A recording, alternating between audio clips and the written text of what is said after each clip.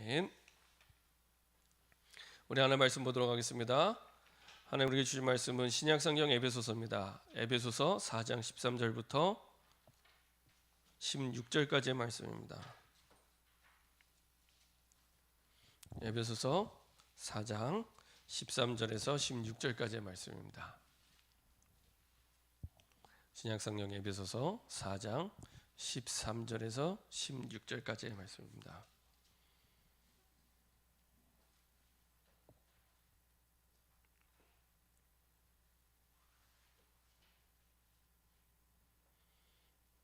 에베소서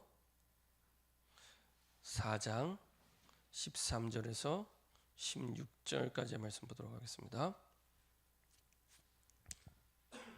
같이 한 목소리로 합독 하겠습니다. 우리가 다 하나님의 아들을 믿는 것과 아는 일에 하나가 되어 온전한 사람을 이루어 그리스도의 장성한 분량이 충만한 데까지 이르리니 이는 우리가 이제부터 어린아이가 되지 아니하여 사람의 속임수와 유혹에 빠져 온갖 교훈의 풍조에 밀려 요동하지 않게 하려 함이라. 오직 사랑 안에서 참된 것을 하여 범사의 그에게까지 자랄지라. 그는 머리니 곧 그리스도라. 그에게서 온 몸이 각 마디를 통하여 도움을 받음으로 연결되고 결합되어 각 지체의 분량대로 역사하여 그 몸을 자라게 하며 사랑 안에서 스스로 세우느니라. 아멘. 오늘 함께 나눌 말씀 제목은 예수 그리스도의 교회입니다. 예수 그리스도의 교회입니다. 교회는 내 교회가 아니라 예수 그리스도의 교회입니다. 선언적으로 이제 확인해야 될 부분이 있습니다. 코로나 재앙 만난 이 시대 속에 꼭 기억해야 될 부분입니다. 왜 이 땅에 그리스도가 필요한가? 왜 이 땅에 그리스도가 필요한가? 왜 이 땅에 그리스도가 필요한가? 사실은 코로나도 재앙입니다. 사람이 막을 수 없는 재앙입니다. 그래서 코로나 재앙 맞는 시대에 꼭 우리가 알아야 될 세상에 많은 것들이 우리에게 필요한데 왜 이 땅에 이 시대 전 세계 현장에 그리스도가 필요한가? 거기에 대한 분명한 이유 있는 믿음이 여러분들에게 시작되길 원합니다. 바울은 데살로니가 땅에 그리스도가 필요한 이유를 분명히 알고 있었습니다. 그래서 복음을 전할 때 사도행전 17장 3절에 단순하게 예수가 그리스도 되심을 증거한 것이 아니라 왜 꼭 예수가 그리스도이어야만 하는 그 이유를 사실은 증거했습니다. 그래서 단순히 예수가 그리스도 되심을 증거했다 이걸 넘어서서 왜 꼭 예수가 그리스도여만 되는 그 이유를 정확하고 분명하게 전달했습니다. 원래 인간은 하나님의 형상대로 창조되었습니다. 그래서 인간만은 하나님 만나야 행복합니다. 그렇죠? 그거는 그 어떤 것과 비교할 수 없는. 그래서 사람들이 제일 착각하는 게 코로나가 와서 어려웠다. 그런 것처럼 보이지만 아닙니다. 하나님을 떠나 있기 때문에 어려운 겁니다. 많은 사람들이 문제가 와서 어렵다. 아닙니다. 성경은 문제가 와서 어렵다고 말씀하지 않습니다. 하나님을 떠났기 때문에 문제가 왔고 그래서 하나님을 떠난 생활이 어려움을 가져다 준다라고 얘기를 합니다. 그렇죠?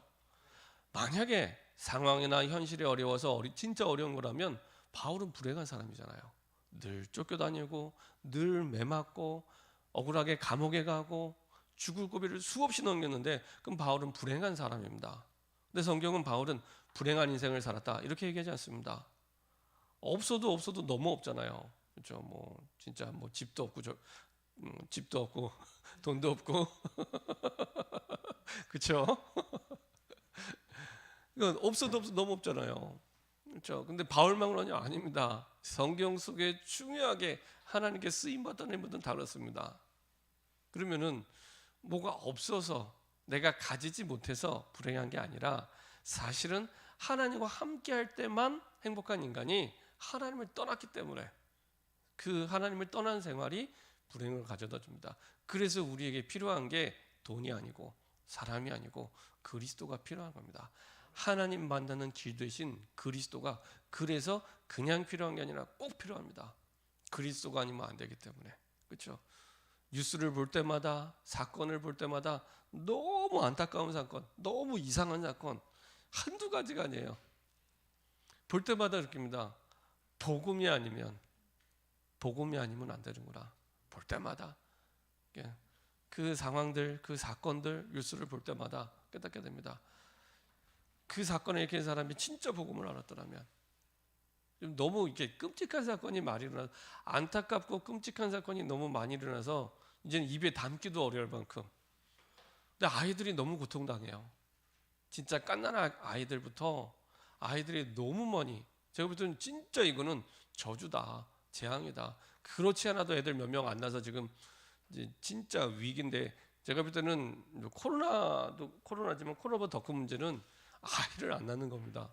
그는 성경과 완전히 반대되는 사실은 거거든요. 성경은 후대는 사실은 축복이거든요. 축복. 근데 후대가 끊어졌다는 거는 그건 저주 중에 저주입니다. 평상시에 잘 실감이 안 나잖아요. 몇 년 전이죠. TV에서 다큐멘터리를 보는데 항상 일본이 우리보다 좀 몇십 년 먼저 문제들을 겪으니까 사람이 없는 그런 아파트 단지를 한번 이렇게 집중 취재해서 나왔던 적이 있습니다. 이렇게 수천 가구 사는 아파트 단지인데 사람이 없어요. 근데 뭐 20년, 30년 전에는 막 그 아파트에 들어오려고 막 치열하게 경쟁을 해서 했던 그런 아파트 단지인데 아파트 한 동에 뭐 15층, 20층짜리 아파트 한 동에 뭐 2가정, 3가정 살고 사람이 안 살아요. 근데 그게요, 야 무슨 뭐 공포 영화도 아니고요. 아파트 한 15층, 20층인데 2가정, 3가정 사니까 진짜 집에 들어가고 싶지 않겠다 생각이 딱 들더라고요. 근데 그 사람들은 왜 이사를 못 가냐? 이사 가고 싶어도 은행에 빚을 지고 아파트를 샀잖아요. 갚지를 못하는 거예요. 근데 아파트 값이 완전히 떨어져서 이걸 팔고 어디 갈 데가 없어요. 어쩔 수 없이 사람이 없는 그 빈 아파트 단지에 사는 겁니다. 이야, 그렇구나. 다 시설이 있어도 사람이 없으면 아무 쓸모가 없습니다. 사람이 없는데요. 앞으로는 인구 문제가 심각한 문제가 되겠구나. 특히 우리나라는 OECD 국가 가운데 가장 심각하게 지금 인구가 없는, 후대가 없는 그런 시대가 됐습니다. 이거는 보통 심각한 게 아닙니다. 그래서 큰일 났구나. 이게 조용히 이제 나라 전체를 무너지게 하는 큰 이슈가 되겠구나라고 할 수밖에 없을 만큼 유럽은 그런 가운데 그 빈자리를 누가 채웠냐? 모슬렘들이 다 채웠습니다. 그래서 자연스럽게 모슬렘 국가가 돼버리는. 민주사회는 다수결 사회잖아요. 사람이 많으면 이기는 거거든요. 그러니까 런던 시장 같은 경우에도 뭐 이렇게 보니까 무슬림이 런던 시장이 됐더라고요. 이제 그런 시대가 돼버리는 겁니다. 그러니까 아이를 안 낳는 게 아무것도 아닌 것 같죠. 그렇지 않습니다.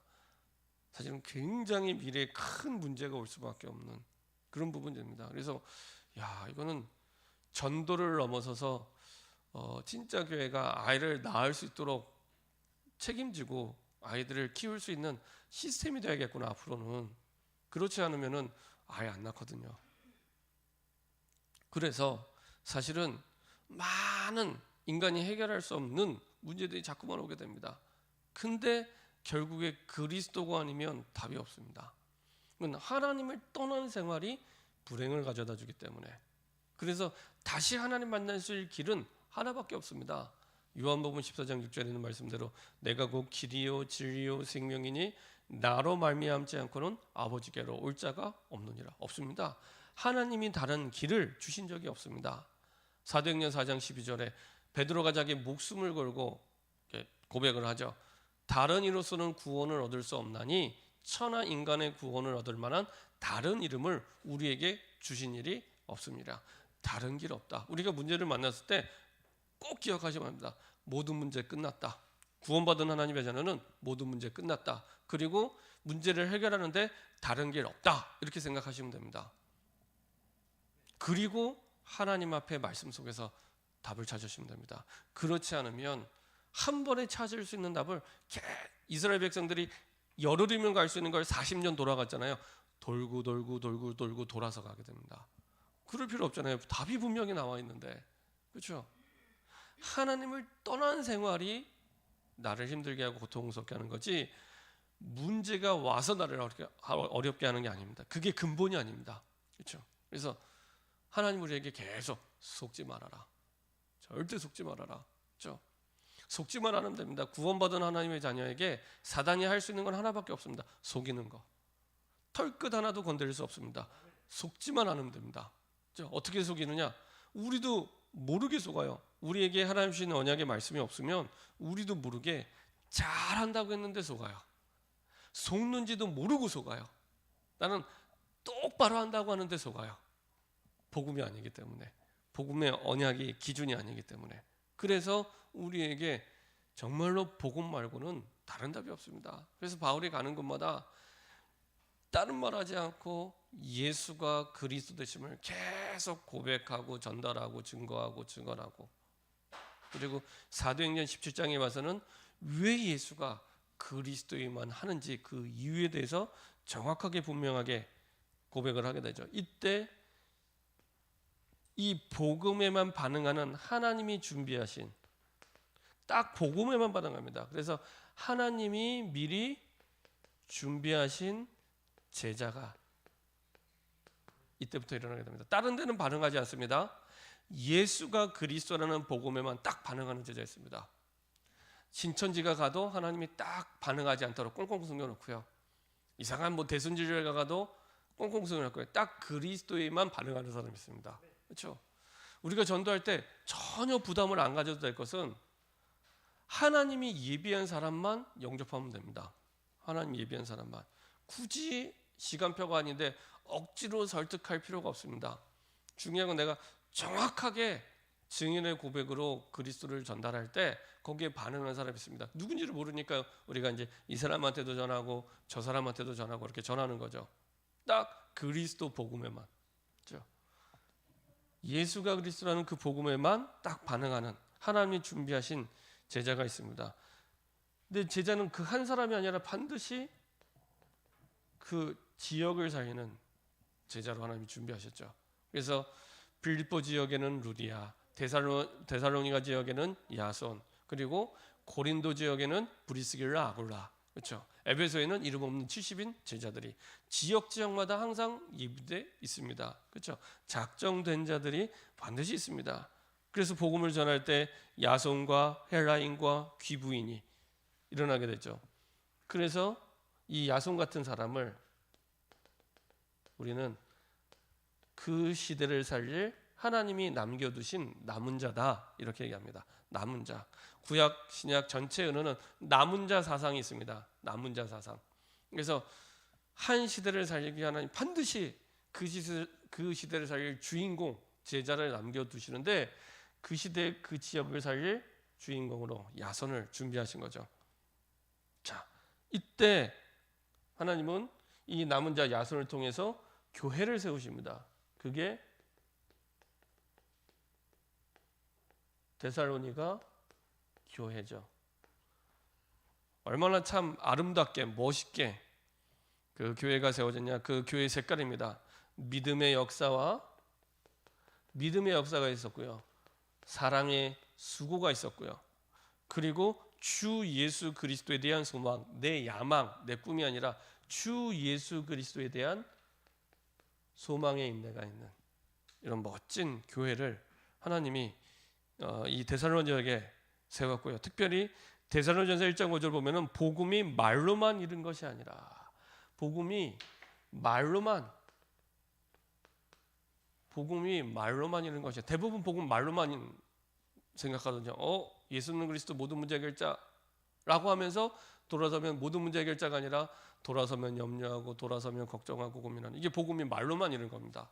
근데 이 데살로니가 교회는 복음이 말로만 이른 것이 아니라 능력과 성령과 큰 확신으로, 능력과 성령과 큰 확신으로, 그렇죠? 이런 교회였습니다. 그렇죠?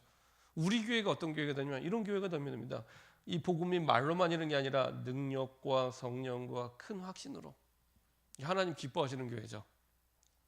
이런 교회의 축복과 응답을 누리면 됩니다. 자, 더 중요한 거, 이렇게 예수가 그리스도는 왜 이 땅에 그리스도가 꼭 필요한지 그 복음에 반응하는 제자 야손을 중심으로 하나님은 야손의 지역을 살리고 그리고 그 지역에 교회를 세우고 그 시대를 사시는데, 이것이 어느 날 갑자기 우연히 이렇게 하신 것이 아니라 성경 전체를 관통하는 복음의 큰 흐름이 있습니다. 창세기 3장 15절, 성경에서 처음으로 그리스도를 예표하고 약속했던, 그래서 원시 복음이라고 합니다. 처음으로 그리스도를 예표하고 그리스도를 말했던 창세기 3장 15절부터 흘러오는 흐름이 있습니다. 시대마다 이 복음이 변질되지 않고 그 시대 복음을 가지고 시대를 살기 위해 하나님은 복음의 흐름 속에 항상 이런 남은 자, 제자를 세우시고 그 제자를 통해 그 지역을 살리고 그 시대를 살렸던 복음의 흐름인데, 이 주인공으로 하나님은 나를 불러주신 거예요. 여기에 대한 내가 진짜 확신이 있냐, 이걸로 끝입니다. 내가 지금 문제가 있다 없다, 그게 문제가 아니라니까요. 그거는 두 번째입니다. 내가 지금 이런 어려운 게 있다, 힘든 일이 있다, 물론 힘들고 그런 게 맞습니다. 근데 거기에 대한 진짜 답과 해결은 문제를 해결하는 거기에 있는 게 아니라 그 이전에 내가 누구인지를 알 때, 내 정체성이 내가 누구인지를 알 때 그 속에서 이제 답이 보이기 시작합니다. 제가 제일 어려울 때, 제일 힘들 때 거기서 빠져나갈 수 있는 길은 하나였습니다. 하나님 앞에서 내가 누구인지 확신할 때, 내가 진짜 전능하신 하나님의 자녀라는 확신이 드니까요, 더 이상 나에게 와 있는 문제가 문제 아니더라고요. 분명히 나는 부족한 존재고 연약한 존재고 모자란 존재고 나는 할 수 없는 존재가 맞아요. 인정합니다. 그게 정상입니다. 그렇죠? 우리는 하나님이 아니니까. 근데 그런 나를 누가 함께 하냐? 전능하신 하나님이. 그렇죠? 전능하신 하나님이 우리 아버지예요. 옆집 아저씨가 아니라 내 아버지.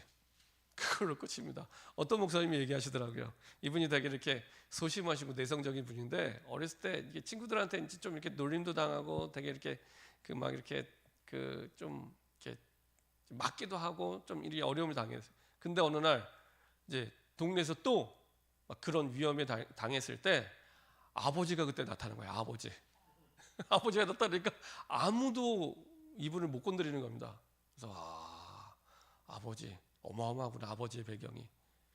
내가 아무리 연약해도 괜찮은 것은 내가 연약하다고 우리 아버지 하나님이 연약하지 않습니다. 그렇죠? 내가 부족하다고, 내가 못한다고 하나님이 못하는 게 아닙니다. 근데 우리는 힘들고 어려우면 자꾸 어떤 불신앙이 되냐면, 내가 안 되면 하나님도 안 되는 것처럼, 내가 못하면 하나님도 못할 것처럼. 그게 아닌데, 사실은 문제를 만나면 힘드니까 당연하게 느끼는 감정이지만 하나님 보실 때는 어마어마한 불신앙입니다. 전능하신 하나님이 있는데, 내가 하나님이 우리의 배경이 되시고 우리의 모든 것, 우리의 모든 응답을 주실 수 있는 분인데 우리가 안 믿어요, 사실은. 그래서 하나님이 우리에게 문제가 있고 어려움이 있을 때 그거를 네 문제니까 네가 해결해라고 말씀 안 하십니다. 해결하라고 말씀하시면 얼마나 힘들었겠습니까? 말씀 안 하시고요. 그냥 수고하고 무거운 짐진 자들아 다 내게로 오라. 내가 너희를 쉬게 하리라. 그렇죠? 오기만 하면 됩니다. 하나님 앞으로 오기만 하면 됩니다. 내가 가지고 있는 모든 문제를 가지고 하나님의 복음의 말씀 앞으로 가지고 올 때, 그때부터 내가 살아나기 시작합니다. 그렇죠? 그때부터. 그래서 그 복음의 흐름 속에 하나님은 나를 이 시대의 주인공 부르신 겁니다. 그렇죠? 그러면은 그때부터 완전히 다른 시작이 됩니다. 그러면은 이 속에 있는 내가 사는 지역, 직장, 시대 전부 사실은 그냥이 아닙니다. 우연히가 아닙니다. 하나님이 왜 이곳에 나를 살게 하셨는지, 이유 있는 삶이 이때부터 시작이 됩니다. 하나님이 왜 나를 이 직장에 있게 하셨는지 이유 있는, 그렇죠? 하나님 왜 우리 교회에 있게 하셨을까? 그렇죠? 이유 있는 신앙생활이 이때부터 시작이 됩니다. 그렇죠? 완전히 다른 시작이 됩니다. 그 흐름 속에서 자연스럽게 하나님이 이제 문제도 해결하게 하시고 답이 보이기 시작합니다. 그래서 문제만 바라볼 때는 답이 안 보입니다. 그럼 불신자도 할 수 있잖아요.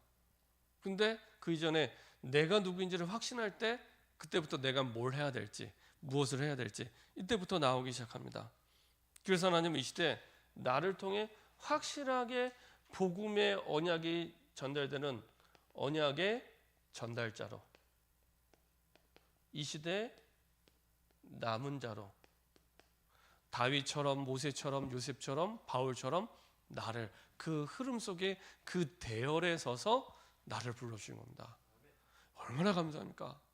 그래서 항상 거기에 대한 확신부터, 내 주변 사람이 보는 나 말고 뭐 참고하시면 됩니다. 근데 정확한 나는 하나님이 나를 어떻게 보고 계시는지, 그게 가장 정확한 나입니다. 그거에 따라서 모든 하나님의 응답을 주십니다. 그렇죠? 부모님이 보는 나도 아닙니다. 하나님이 보시는 나. 그렇죠?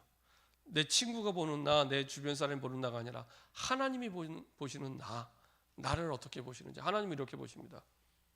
이 시대 하나님 나를 그냥 먹고 살 정도의 주인공이 아니라 한 시대 세계복음화를 두고 전 세계 237개 나라라는 그 나라를 두고 그걸 살리는 세계복음화의 주인공으로 모세처럼 다윗처럼 베드로처럼 바울처럼 이 시대 나를 부르신 겁니다. 사실은 그것만으로도 어마어마한, 사실은 평생의 은혜를 다 받은 거죠. 그런 가운데 교회입니다. 의미가 다릅니다. 그렇죠? 하나님이 전 세계 모든 영혼을 살리기 위해 직접 세운 기관이 있는데 교회입니다. 그래서 주님 오시는 그날까지 영원한 시스템입니다. 이게 교회입니다. 세계복음은 어떻게 하냐? 교회 중심으로 하게 되어 있습니다. 교회 중심으로. 그래서 나중에 보겠지만은 요한계시록에 보면은 요한계시록 2장 3장에 이제 마지막으로 반모섬에서 이제 계시를 받아서 이제 편지를 보내는데 개인한테 보낸 게 아니라 7 교회에 보냅니다. 마지막 요한계시록에 7 교회에 이제 쭉 편지를 보내죠. 그 말은 하나님은 마지막 때 교회를 중심으로 세계복음화 하시기 원합니다. 교회를 중심으로 영혼을 살리기 원하십니다. 그렇죠? 그래서 여러분들이 교회가 어떤 의미가 있는지 분명히 의미를 알고 이유를 알고 인도받을 때 중요한 시작이 됩니다. 그래서 참고로 내가 어느 정도 기도하면 되냐? 진짜 교회를 살릴 만큼 기도하시면 됩니다. 그리고 내 현장에 교회가 세워질 만큼, 이게 기준입니다. 내가 얼마만큼 기도하면 되겠습니까? 교회를 살릴 만큼, 주님이 기뻐하시는 교회가 될 만큼 기도하시면 됩니다. 그리고 내 현장에 교회가 세워질 만큼, 그렇죠? 이렇게 기도하시면 됩니다. 자, 그러면 우리가 매주 교회를 다니고 있는데 교회에 대한 의미입니다. 원래 교회라는 말은 어느 곳에 있는 교회 건물이나 어떤 조직을 말하는 게 아닙니다. 하나님의 택한 백성의 무리, 하나님이 택하신 백성, 그리고 그 무리가 바로 교회라고 합니다. 그래서 이런 교회를 예수님이 어떻게 세우십니까? 예수님이 세우신 교회, 어떻게 교회를 세우시는지 잘 말씀했죠. 그게 마태복음 16장 18절입니다. 한번 보도록 하겠습니다. 마태복음 16장 18절입니다.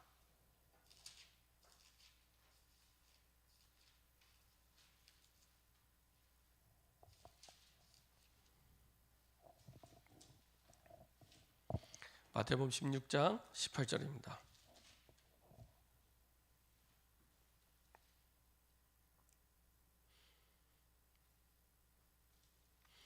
마태복음 16장 18절 같이 함독하도록 하겠습니다.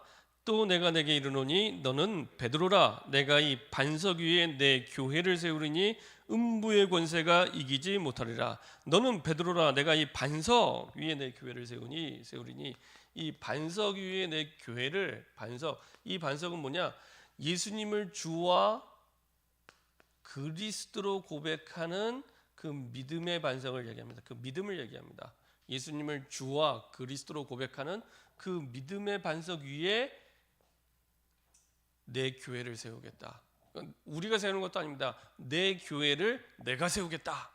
사실은 원래 그렇게 표현이 되어 있습니다. 그러니까 그래서 우리가 교회를 얘기할 때 예수 그리스도의 교회라고 얘기합니다. 이거는 내 교회가 아니라 예수 그리스도의 교회. 우리가 예수님을 주와 그리스도로 고백한 그 믿음의 반석 가운데 교회를 세우죠. 그래서 우리를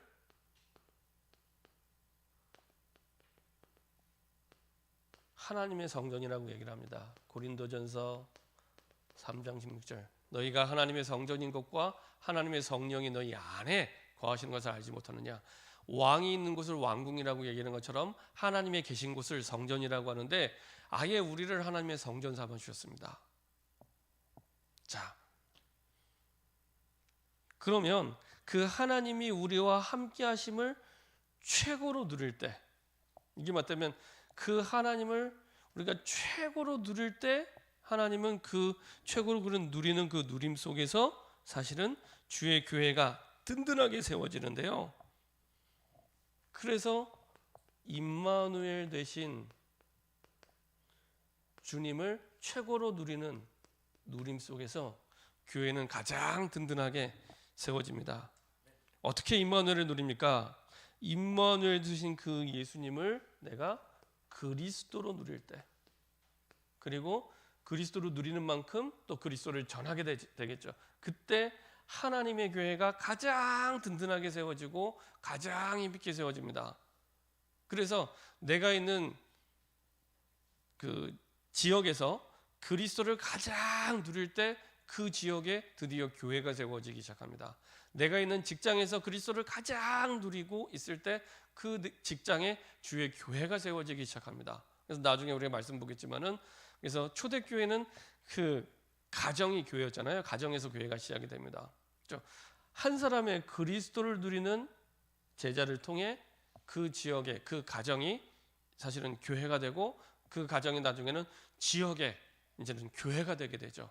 그렇게 쭉 발전하게 됩니다. 근데 그 시작이 이렇게 진행이 되게 됩니다. 그래서 이 속에서 하나님이 기뻐하시는 현장의 교회, 현장의 시스템들이 이렇게 세워지게 되죠. 그러니까 내가 있는 현장에서 진짜 예수를 그리스도를 그리스도로 내가 누릴 때 그 속에서 교회가 세워지기 시작합니다. 내가 사는 지역에, 내가 사는 집에, 내가 사는 집이 교회가 되고, 그렇죠? 그 집 중심으로 지역 전체를 살리는 교회가, 지교회가 세워지게 되는 겁니다. 그렇죠? 이렇게 하나님께서는 교회의 축복과 응답들을 누리게 하시죠. 그래서 그냥 교회가 아니라 예수 그리스도의 교회죠. 예수 그리스도의 교회. 예수 그리스도의 교회를 통해 하나님께서는 하나님의 뜻을 이루고 세계복음화를 이루어갑니다. 그래서 이런 교회를 보편적인 무형교회라고 얘기하기도 하고요. 보이지 않으니까요. 그리고 다른 한편으로는 일정한 지역에 세워진 나중에 지교회로 응답을 받게 되고요. 그리고 대부분 가정에서 가정교회로 응답을 받게 됩니다. 주로 초대교회 때 핍박을 받을 때 전부 가정에서 개인의 집을 중심으로 교회가 시작되죠. 그래서 고린도전서 16장 19절, 골로새서 4장 15절. 자, 한번 말씀을 확인해 보도록 하겠습니다. 고린도전서 16장 19절입니다.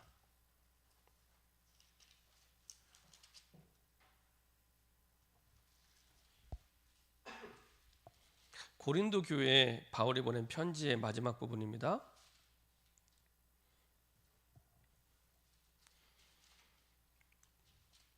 고린도전서 16장 19절입니다.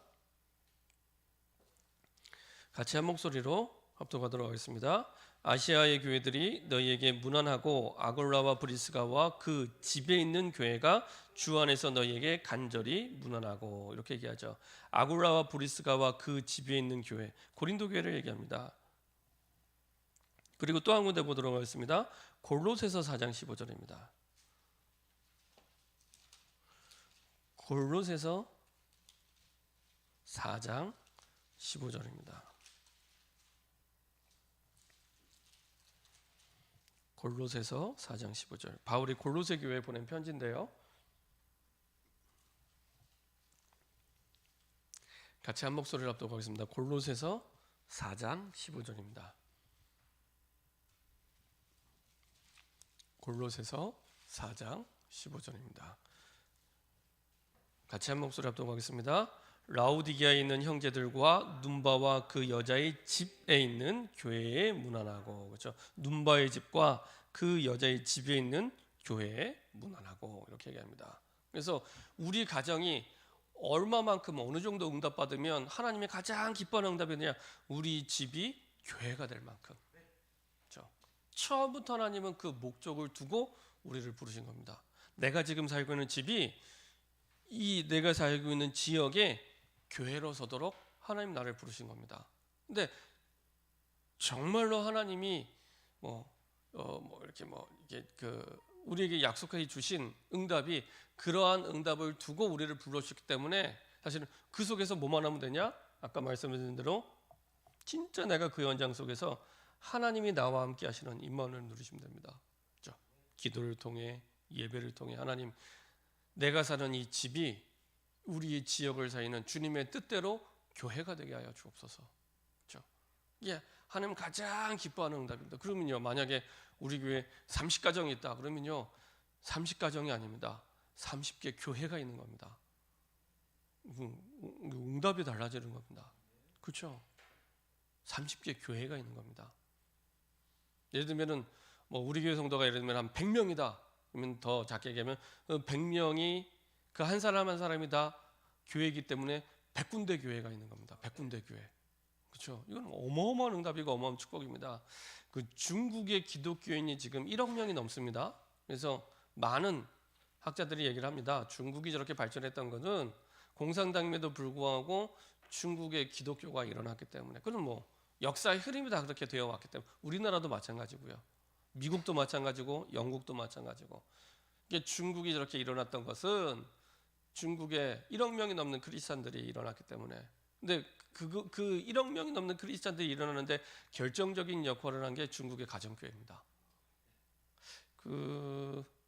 여러분들 요새 나온 책은 아닌데요. 옛날에 하늘에 속한 사람이라고 있습니다. 하늘에 속한 사람. 이렇게 두꺼운 책인데 이렇게 내용이 무겁지 않기 때문에 두꺼운 책이라도 이렇게 금방 보게 돼요. 근데 이제 그 가정교회 사역자에 대한 중국에서 공산당이 얼마나 교회를 탄압을 하겠습니까? 공산당의 그 이론 자체가 무신론입니다. 그래서 사실은 종교 자체를 인정하지 않지만 그 가운데서 제일 싫어하는 게 기독교입니다. 근데 그 수많은 핍박 속에서 어떻게 중국 가정교회 그 지도자가 어떻게 이제 순회 사역을 하면서 복음을 전했는지, 그 내용이 사실은 그 하늘에 속한 사람이라는 그 책입니다. 보면은 이렇게 복음을 전했구나. 우리가 얼마나 참 행복하고 편안하게 사는지, 너무 편안해서 우리에게 주신 사명을 다 잊어버리고 살 만큼. 근데 그런 가정교회들이, 그러니까 중국 공산당의 통계에 잡히지 않는 가정교회들 때문에 중국에 이제 기독교가 일어나게 됐다라고 보통 얘기를 합니다. 근데 지금 이제 중동 지역도 마찬가지입니다. 중동 지역도 99.99% 모슬렘입니다. 내가 예수를 믿는 그 순간 죽음을 각오해야 되고요. 부모님이 나를 죽여도 죄가 되지 않아요. 명예살인입니다. 명예살인. 그 정도로 배교를 한다는 것은 죽음을 각오하고 모든 걸 떠나야 됩니다. 근데 그 현장 속에서도 계속 기독교가 퍼지고 있는데, 그게 어떻게 보냐, 가정 중심으로. 이스라엘 같은 경우에도요, 가정 중심으로 이스라엘 안에도 이제 예수를 메시아로 믿는 보통 메시아육주라고 얘기를 하는데 전에 그 기독교 영화 가운데 회복이라는 영화 혹시 보셨나요? 거기에 나오는 내용입니다. 그 유대인들 가운데 이제 예수님을 메시아로 우리가 기다리는 메시아로 그리스도로 믿는 이런 크리스천들이 일어나는데 역시 이제 그 개인들이 이제 보이지 드러나면 이제 테러를 당하기 때문에 조금씩 이제 교회라는 걸 형성할 수 없으니까 눈에 보이는 이런 교회당이라는 걸 형성할 수 없으니까 이제 그 가정 중심으로 개인 가정 중심으로 계속 퍼져나가는 거죠. 그래서 하나님께서는 우리 가정, 우리 현장에 어느 정도까지 응답받으면 되냐? 교회가 될 만큼 여기까지입니다. 처음부터 하나님의 목적은 거기에 있습니다. 그 교회 내가 있는 사는 지역에 내가 교회요. 그리고 우리의 가정이 교회가 돼서 그 지역 전체를 살리도록 하는 하나님의 계획 속에 나를 거기 있게 한 겁니다. 내가 이 직장에 다니는 것도 하나님 그 현장에 교회가 세워지도록. 근데 어렵지 않습니다. 아까 우리가 보았던 마태복음 16장 18절 딱 이 고백대로 우리가 예수를 그리스도로 고백하며 누릴 때 그 그리스도에 믿는 그 예수님을 주와 그리스도로 믿는 그 믿음의 고백, 이 믿음의 누림 속에 교회가 세워지는 겁니다.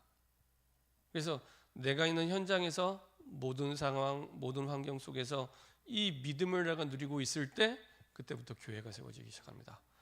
사람이 많지 않아도 괜찮습니다. 한 사람만 있어도 됩니다. 사람이 많으면 하나님이 많이 역사하고 사람이 적으면 적게 역사하고 그런 법이 없습니다. 하나님은 한 사람만으로도 충분히 역사하십니다. 어떤 한 사람이냐? 이 믿음을 고백하는 그 한 사람입니다. 이 믿음을 내가 선 그 땅에서 누리는 그 한 사람을 통해서 주의 교회를 세워가십니다.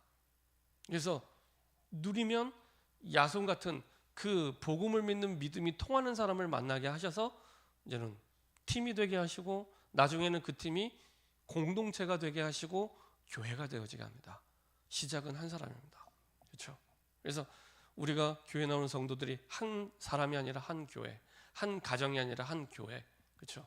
완전히 다른 응답이 시작됩니다. 그래서 가정마다 이 기도 제목을 붙잡고 기도할 때 사실은 그 현장이 그 교회가 그 가정이 사실은 그 지역을 사는 교회의 축복과 응답을 누리게 됩니다. 자, 그러면 이런 교회의 의미 속에 하나님이 교회가 해야 될 기능이죠. 어떤 기능을 하면 됩니까? 교회는 세상에 없는 영적 기관입니다. 세상에 없는 세상을 살리는 유일한 영적 기관입니다. 그래서 하나님의 성령과 함께하는 그리스도인을 통해서 주님의 교회를 세우시고요. 그리고 이런 그리스도와 함께하는 사람들, 무리를 통해 하나님이 이런 영적 기관을 세워가시죠. 그 가운데 교회가 해야 될 중요한 영적인 역할 4가지가 있습니다. 가장 중요한 첫 번째는 예배. 그리고 우리가 모여서 예배드리는 이유는 흩어져서 현장의 생명을 살리기 위한 전도 때문에, 그리고 이것을 위한 양육. 그래서 어느 정도 양육하면 됩니까? 또 다른 생명을 살릴 만큼 양육하면 됩니다. 그리고 결국에는 이것을 위한 헌신. 그렇죠? 그래서 그냥 교회 와서 헌신하고 봉사하는 게 그냥 헌신 봉사가 아니라 이런 중요한 세계복음화를 위한 사실은 헌신과 응답과 축복이 되죠. 그래서 그것을 위한 헌신입니다. 그래서 교회는 세상이 할 수 없는 가장 중요한 예배죠.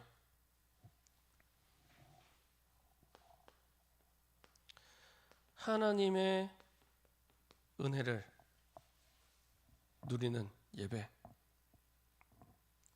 그래서 당연히 구원받은 하나님의 백성들이 하나님께 당연히 드려야 될 부분,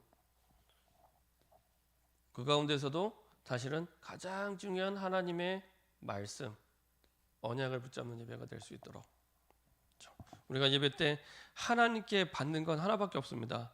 하나님의 언약의 말씀. 나머지는 다 드리죠. 찬양도 드리고 뭐 이렇게 기도도 드리고 헌금도 드리는데 딱 하나만 받습니다. 하나님의 복음의 말씀. 그래서 하나님이 내게 주신 복음의 말씀을 굳게 붙잡고 인도받는 예배. 그리고 그 붙잡은 말씀으로 사실은 세상의 구원의 복음을 선포할 만큼 확신 얻도록. 그렇죠? 이게 교회의 기능입니다. 그래서 교회가 전도하지 않으면 교회의 존재에 이유가 없고 가치가 없습니다.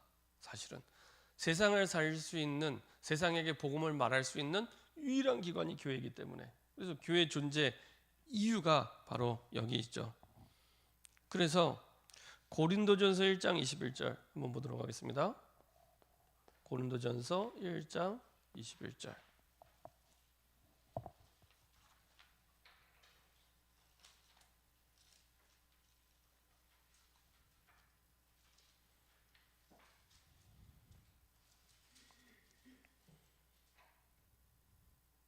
다 같이 한 목소리 합독하겠습니다. 하나님의 지혜에 있어서는 이 세상이 자기 지혜로 하나님을 알지 못하므로 하나님께서는 전도에 미련한 것으로 믿는 자들을 구원하기를 하시기를 기뻐하셨도다. 스스로 하나님 만날 수 없기 때문에 누군가는 가서 얘기를 해줘야 돼요. 그래서 하나님은 남은 자를 선택하셨고 저 사람들을 선택하셔서 그들을 살리도록, 그렇죠? 교회 중심으로 그들을 살려서 다시 하나님 앞에 예배자로 설 수 있도록. 그래서 진짜 하나님 앞에 가장 멋지게 예배드릴 때는 언제냐? 세상에서 우리를 통해 복음이 증거되어서 불신자를 살려내서 살아난 그 불신자를 데리고 내 옆에 앉혀서 예배드릴 때, 이때처럼 감격스러운 게 없습니다. 그렇죠? 교회의 사명을 다한 겁니다. 그렇죠? 찬양할 때도요, 언제가 제일 감격스럽냐면 전도 현장 속에서 복음을 선포하고 돌아와서 찬양 드릴 때, 그렇죠? 그때가요 가장 감격스러운 찬양이 됩니다. 많은, 세상에 많은 찬양팀이 있습니다. 많은 찬양팀 막 모여서 찬양합니다. 은혜롭게 찬양하지만 하나님이 가장 기뻐하는 찬양은 뭐냐? 그 입술을 가지고 불신자에게 복음을 선포하고 현장에서 정말로 죽은 영혼을 살리고 돌아와서 드리는 찬양. 이때 가장 감격스러운 찬양이 됩니다. 그렇죠? 다른 찬양이 됩니다. 똑같은 찬양이라도요, 교회에서 부를 때 다르고 전도 현장에서 부를 때 다르고, 전도 현장에서 불렀던 그 찬양을 다시 교회로 가지고 왔을 때 부를 때가 또 다릅니다. 똑같은 찬양인데 다릅니다. 그렇죠? 그래서 하나님이 원하시는 게요, 사실은 그 안에 모든 응답의 비밀이 다 있습니다. 그래서 마지막으로 주님이 주신 지상의 명령도 마태복음 28장 18절에서 20절. 복음서의 마지막은 항상 똑같습니다. 모든 민족 만민 땅 끝까지 복음 전해라. 그렇죠? 똑같이 마무리가 됩니다. 자, 그리고 복음 받고 구원한 영혼들이 또 다른 생명을 살릴 수 있는 제자의 응답까지 가도록.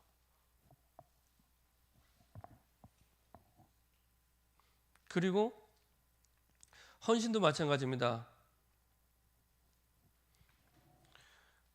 구원받은 영혼들이 다시 교회와 현장에 죽어있는 영혼을 살리기 위해 우리가 우리의 삶을 여겨드리는 거죠. 목적이 분명합니다. 그냥 봉사가 아니고요, 하나님이 원하시는 그리스도의 일꾼으로서 사실은 하나님 앞에 봉사하는 거죠. 자, 결론입니다.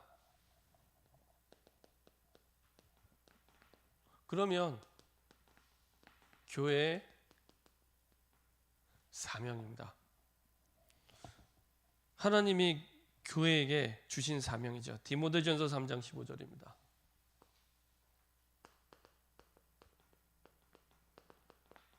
우리 한번 말씀 보도록 하겠습니다.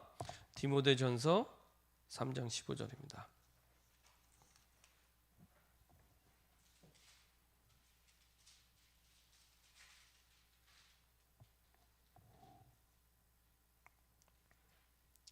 디모데전서 3장 15절입니다. 같이 합독하도록 하겠습니다. 만일 내가 지체하면 너로 하여금 하나님의 집에서 어떻게 행하여야 할지를 알게 하려 함이니 이 집은 살아계신 하나님의 교회요 진리의 기둥과 터니라. 어떻게 해야 할지를 아는, 사실은 진리의 수호자, 조금 어려운 말이지만은 진짜 진리, 그 복음이 변질되지 않고 세상에 전달되도록, 그리고 우리 후대에 전달되도록 하는 진리의 수호자. 복음만이 유일한 진리이기 때문에 그게 교회 역할입니다. 두 번째로, 그래서 여러분들이 사실은 우리에게 주신 그 복음의 언약이 변질되지 않고 세상과 후대에게 전달되도록. 자, 마태복음 25장 40절입니다.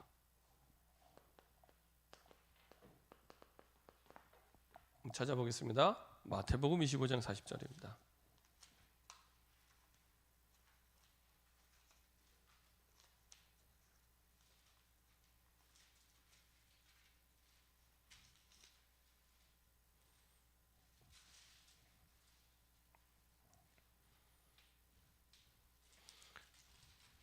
마태복음 25장 40절입니다. 같이 한 목소리로 마태복음 25장 40절입니다. 마태복음 25장 40절 같이 한 목소리로 합독하겠습니다. 임금이 대답하여 이르시되 내가 진실로 너희에게 이르노니 너희가 여기 내 형제 중에 지극히 작은 자 하나에게 한 것이 곧 내게 한 것이냐 하시고. 다시 말하면 그리스도의 대행자, 사실은 그리스도의 대사죠. 그리스도가 가야 될 자리에 나를 대신 보내는, 그래서 다른 말하지 않고 그리스도 복음만 말하도록, 이 교회의 사명입니다. 그런 그리스도의 대사를 사실은 키워내고 그리고 세우는 게 교회의 사명이죠. 그리고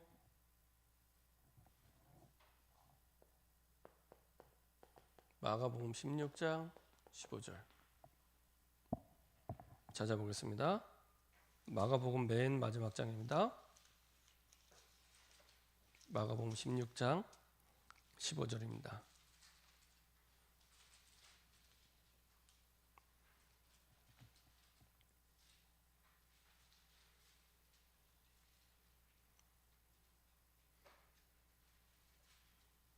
같이 한 목소리로 합독하겠습니다.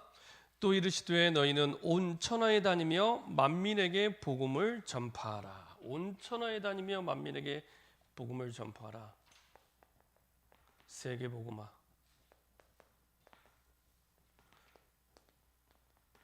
세계 선교. 이것이 교회 주신 사명입니다.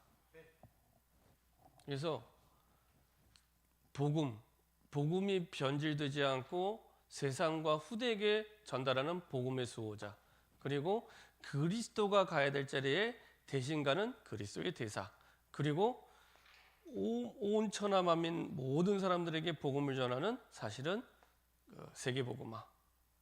처음부터 하나님은 이 목적을 두고 교회를 세우고 저와 여러분들을 부르신 겁니다. 그러면 이제 반대로 저 여러분들이 모든 일을 할 때 저 사명을 두고 이제 하시면 됩니다. 하나님 나를 진리의 수호자로 부르셨구나. 세상에 아무도 얘기하지 않으니까 나라도 가서 딴 말하지 않고 변질되지 않은 성경적인 복음을 전달하도록. 아무도 얘기 안 하니까 유일성의 응답이죠. 아무도 얘기 안 하니까 그런 복음의 수호자, 진리의 수호자로. 그리고 나는 그냥 직장 가고 내가 그냥 학교 가는 게 아니라 그리스도가 가야 되는데 나를 대신 보냈구나. 그리스도의 대사. 근데 각 나라의 대사들 알죠? 엠베서더. 대통령이 가야 되는데 대통령 대신 가 있는 사람이 대사입니다. 엠베서더입니다. 그래서 대통령 권한을, 대통령의 어떤 명을 받아서 대신 간 사람입니다. 한 나라를 대표해서. 그렇죠? 그러니까 막강한 하나님은 권한을 우리에게 주셔서 나 대신, 그리스도 대신 그 현장을 보내신 거죠. 그런 우리 존재 자체가 그런 존재고요. 그리고 하나님 처음부터 우리가 힘이 닿으면 세계복음하고 힘이 없으면 하지 말고, 그게 아닙니다. 형편이 되면 세계복음하고 안 되면 하지 말고, 그거 아닙니다. 처음부터 모든 민족 만민 딴 것입니다. 그걸 두고 인도받을 때 세계복음화 할 만큼의 영역과 지력과 체력과 경제력과 인력을 주신다고 약속해 줄 겁니다. 내 형편 따라 전도하고 선교하는 게 아니라 그 하나님이 주신 목표를 찍어놓고 우리가 그걸 두고 믿음의 도전을 시작할 때 그걸 주시겠다고 처음부터 약속해 준 겁니다. 그렇죠? 좌표가 다릅니다. 목표가 다릅니다. 그렇죠? 전에도 말씀드렸던 대로 호떡 장사하더라도 내가 먹고 살게 호떡 장사하는 것 같고 전 세계 237개 나라를 살게 내가 호떡 장사한다. 다르다니까요. 호떡 하나를 만들어서 237개 나라 입맛을 살릴 만큼 호떡을 만들려면 얼마나 전문성을 가지고 호떡을 만들어야겠습니까? 생각하는 차원이 다르고 모든 게 달라집니다. 근데 응답은 거기서 시작이 됩니다. 하나님이 살아계시잖아요. 그러면 응답은 거기서 시작합니다. 근데 거의 99%의 사람들은 형편에 맞게, 사정에 맞게, 현실에 맞게, 그게 아닌데 처음부터 이걸 두고 우리를 부르신 겁니다. 그러면 그걸 두고 내가 복음의 언약을 붙잡고 내 현장에서 임마누엘을 누리기 시작하면 됩니다. 뭐 안 하셔도 돼요. 불가능한 걸 우리 보고 막 해라, 아닙니다. 하나님이 주신, 내게 주신 언약을 붙잡고, 그렇죠, 하나님 처음부터 우리를 이렇게 불러주시고 우리 현장의 교회로, 주의 성전으로 나를 불러주는데, 하나님 내가 이 현장에서 비록 연약하고 부족하지만 이렇게 내가 누릴 때 하나님이 역사하시고 하나님이 인도해달라고, 그게 내가 누리기 시작하면 그때부터 일은 누가 하시냐? 하나님이 하십니다. 이 중심이 통하는 사람을 만나게 하시고요. 그리고 동역자가 되게 하시고 팀이 되게 하시고요. 그래서 지역을 살리는 교회가 되게 하십니다. 그래서 이렇게 응답받는 저 여러분 되길 소원합니다. 진짜 언약 붙잡고, 이제는 사실은 현장이 너무 시급합니다. 제가 볼 때는 코로나가 온 것도, 전 세계 현장에 코로나가 온 것도 사실은 복음이 희미해지고 사라질 때마다 언제든지 세계에는 위기가 왔고 재앙이 왔고 어려움이 왔습니다. 이거는 복음 가진 우리가 복음을 전해야 될 중요한 시간표를 하나님 우리에게 주신 것이구나. 그렇죠? 그래서 저 여러분들이 정말로 마음에 담고 하나님이 원하시는 중요한 세계복음의 계획을 두고 내 평생에 참된 성경적인 교회 응답을 누릴 수 있도록 우리 시간에 합심해서 한번 기도하도록 하겠습니다. 우리 주신 말씀 붙잡고 한번 기도하겠나요? 하나님, 정말로 성경이 말씀하고 있는 그 예수 그리스도의 교회, 그런 교회 축복과 응답을 내가 있는 현장에서 내가 누리게 허락하여 주시옵소서. 아무도 말하지 않는, 아무도 돌보지 않는 우리 현장 속에 복음 가지고 참된 교회의 의미를 알고 가치를 알고, 그리고 교회의 기능과 응답과 축복을 하며 교회의 사명을 아는 증인으로 우리 현장에 서서 교회의 축복이 우리의 가정에서 시작될 수 있도록, 우리의 직장에서 시작될 수 있도록, 그래서 우리의 가정이 교회가 될 만큼 응답받게 하시고, 우리의 직장이 교회가 될 만큼 응답받게 하시고, 내가 가는 걸음걸음이 교회 응답이 임하는 축복과 응답을 누릴 수 있도록 최고의 임마누엘 속으로 들어가게 허락하여 주옵소서. 우리에게 주신 완전 복음의 비밀을 누리는 응답 속으로 들어가게 허락하여 주시옵소서. 합심해서 한번 기도하도록 하겠습니다. 전능하신 하나님 감사드립니다. 하나님의 은혜 속에서 우리를 부르시고 인도하심을 감사드립니다. 하나님, 우리에게 주신 생명의 복음을 누리며 인도받다가 정말 우리 현장에 교회가 교회되는, 복음이 복음되는 그 축복과 응답 속으로 들어갈 수 있도록 주님 인도하여 주옵소서. 주의 몸된 교회의 의미와 이유를 알고 그 사명을 붙잡고 그 언약을 붙잡고 우리가 기도할 때 초대교회가 응답받았던 그 교회의 축복과 응답이 우리 있는 삶의 현장에서 새롭게 시작될 수 있도록 주님 인도하여 주옵소서. 우리의 가정이 교회가 될 만큼 응답을 누리게 하시고, 우리의 직장이 교회가 될 만큼 하나님 응답을 누리게 하시고, 우리의 걸음걸음마다 교회의 응답을 누리는 응답과 축복을 누릴 수 있도록 인도하여 주옵소서. 아버지 하나님, 인간의 교회가 아니라 예수 그리스도의 교회의 그 축복과 응답을 누릴 수 있도록 주님 인도하여 주옵소서.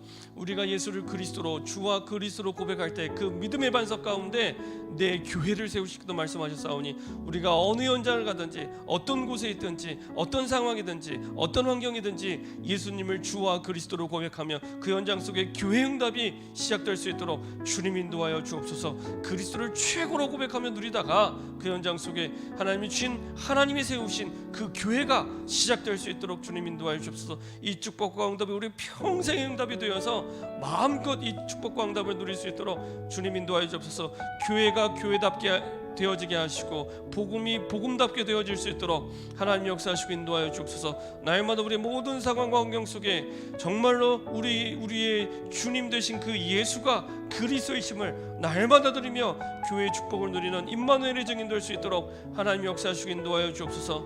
우리 모든 현장 속에 교회의 축복과 응답을 누리다가 정말로 교회에 주신 그 사명, 하나님 정말로 그 응답 누릴 수 있도록 인도하여 주시옵소서. 진리의 수호자여 그리스도의 대사여 세계복음화의 응답을 우리가 선 그 땅 그 현장 속에 누릴 수 있도록 주님 인도하여 주옵소서. 복음이 희미해지고 복음이 사라지는 이 땅과 이 현장 가운데 교회가 교회다워지는 참된 복음의 축복과 응답을 누릴 수 있도록 하나님 역사하시고 인도하여 주옵소서.